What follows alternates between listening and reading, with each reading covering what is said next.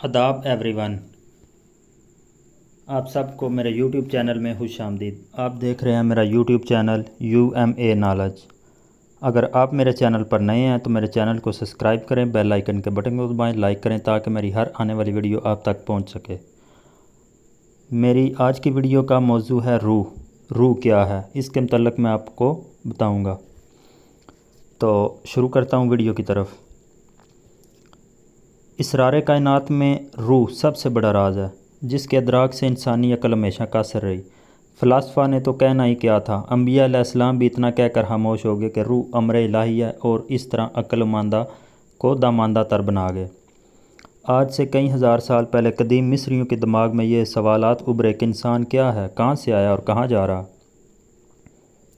जब उन्होंने देखा कि हर साल बहार में फूल खिलते हैं, फिर जड़ जाते हैं, अगली बार फिर दोबारा नमूदार होते हैं, तो उन्हें ख्याल आया कि शायद आयात गैर फ़ानी है। इस सिलसिले में उन्होंने सोचना, पूछना, ढूंढना शुरू किया। जो कुछ इन्हें मालूम हुआ वो या तो पत्थरों पर लिख गए या ये राज सीना बसीना मुंतकिल होते रहे। मिस्रियों की इस तलाश को 3 आदमियों ने कलम बंद किया। Sir E.A. विल्सिस, लॉर्ड लिटन और मशहूर ड्रामा नवीस डोमा ने। उनकी तहरीरात मुख्तलिफ रसाइल में शाया हुई। चंद और ममालक मसलन यूनान, रोमा, हिंद और बाबुल में भी यह तलाश जारी रही, लेकिन सलातीन वक़्त ने हमेशा इस तलब को नाकाम बनाने की कोशिश की, क्योंकि इन्हें मालूम था कि दुनिया दिल में शेख और बरहमन का ताजो तहत का गुज़र नहीं हो सकता, और साहब दिल किसी चंगेज़ और सिकंदर का अलाकार नहीं बन सकता। यूरोप में कापरनैकी पहला मुफक्कर है जिसने 1543 में इंसान को एक रूहानी हकीकत साबित करने की कोशिश की। केपलर, गैलीलियो, न्यूटन और डार्विन ने भी इस मसले पर कुछ न कुछ लिखा। 19वीं सदी में इस मौजू की तरफ ज़्यादा तवज्जो होने लगी। चुनाचे 1574 में सर विलियम क्रिक्स ने एक किताब research in the phenomena of spiritualism के नाम से शाया की, जिसे बड़ी मकबूलियत हासिल हुई। फ्रांस के फिजियोलॉजिस्ट रिचर्ड ने अपनी किताब 30 ईयर्स ऑफ फिज़िकल रिसर्च में आलम रूह असीर के वजूद का ऐलान किया। सर विलियम बैरट ने one the threshold of the unseen लिख कर लातादाद लोगों को मुतासर किया। वाइस एडमिरल यूसबरोन मोर ने गैबी आवाज़ पर दी वॉइस लिखी। अमेरिका के एक वकील E.E. रैंडल ने 22 साल की तलाश के बाद अपने मुशाहिदात और तजर्बात अपनी किताब में मुंज़बत किए। इस मौजू पर मिस्टर F.W.H. मेयर्स की किताब 700 सफ़ात की एक महकाना तहरीर है।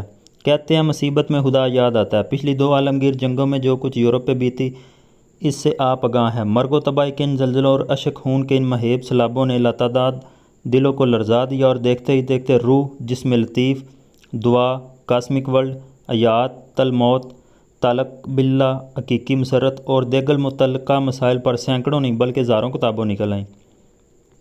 ये लिखने वाले वहम परस्त अवाम से तल्लुक़ नहीं रखते थे, बल्कि इनकी कसरत साइंस के डॉक्टरों, प्रोफेसरों और फ़लसफियों पर मुश्तमिल थी। इस फ़न की बेशतर तसानीफ़ लंदन का एक इदारा राइड एंड को शाया कर रहा है। इस इदारे की फ़हरिस्त मतबूआत से अंदाज़ा हो सकता है कि वहाँ के उलमा अवाम रूहानियत से कितनी दिलचस्पी रखते हैं। इस इदारा ने आर्थर फिंडले की एक किताब on the edge of the etheric शाया की, जिसके पूरे 27 एडिशन सिर्फ 7 माह में निकल गए। हर एडिशन कई हज़ार नुस्खों पर मुश्तमिल था। यूरोप गुज़िश्ता 150 बरस से दुनिया को उलूम व फ़नून का दर्स दे रहा है, और अब इस अमर के आसार पैदा हो गए हैं कि शायद रूहानियत में भी मगरब दुनिया की रहनुमाई करने लगे।